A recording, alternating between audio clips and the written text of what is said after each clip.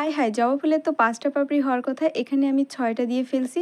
আচ্ছা, কেন দিয়েছি সেটা একটু পরেই বলছি। তার আগে কিছু কথা বলে নিই। আমরা যারা আর্ট অ্যান্ড ক্রাফটের কাজ করি, আমাদের অনেক কাজের ভিতরেই সিমিলারিটি চলে আসে, যেহেতু একই বিষয় নিয়ে কাজ করা হয়। আমার সাথে এটা বহুবার ঘটেছে। একটা আইডিয়া আমি ভেবে সেটা লিখে রাখি, পরবর্তীতে দেখি যে অন্য কেউ সেটা ট্রাই করে ফেলছে। তখন আমি খুবই ডিমোটিভেট হয়ে যাই, ভাবতে থাকি যে কাজটা আমি আর করবো কিনা। করলে হয়তো সে ভাববে যে তারটা দেখে করছি, এই ভেবে আর করাই হয়ে ওঠে না। তো এই বিষয় নিয়ে একটু কথা বলি। আমি বলবো, কোনো আইডিয়া যদি তুমি আগে থেকে ভেবে রাখো আর সেটা যদি অন্য কেউ করে ফেলে, মন খারাপ না করে নিজের মতো করে কাজ করা উচিত। কারণ সবার হাতের কাজ কিন্তু একরকম কখনোই হবে না, একটু না একটু ভিন্নতা আসবে। তবে হ্যাঁ, কারো কাজ দেখে সত্যি যদি ইন্সপায়ার হয়ে করে থাকো, তাহলে অবশ্যই তার কথা বলতে হবে। কারণ আমরা সবাই জানি একটা আইডিয়া খুঁজে বের করে সেটা অনুযায়ী কাজ করা কতটা কঠিন। কারণ রেগুলারই আমাদের কোনো না কোনো ক্রাফটিং করতে হয়, আর এত বেশি আইডিয়াও কিন্তু পাওয়া যায় না। দিনের পর দিন ভেবে চিন্তে অনেক কষ্ট করে কিন্তু আইডিয়াগুলো সবাই ম্যানেজ করে থাকে। আর হ্যাঁ, এই জবা ফুলের ট্রেটা কে প্রথম বানিয়েছে আমি সত্যিই জানি না। অনেক আপুদের দেখছি এই ট্রেটা বানাতে, আমারও ভালো লাগছে, তাই আমিও রিক্রিয়েট করলাম। তবে কালার কম্বিনেশনটা একদমই আমার নিজের। এখানে আমি ফেভিক্রিলের মোল্ডেড ক্লেটা ইউজ করছি, আর জবা ফুলের অ্যাকচুয়াল টেক্সচারটা আনার জন্য জবা ফুল দিয়ে ক্লেটা বেলে নিছি। এরপর পাপড়িগুলো কেটে নিয়ে একটার সাথে একটা অ্যাটাচ করে দিয়েছি।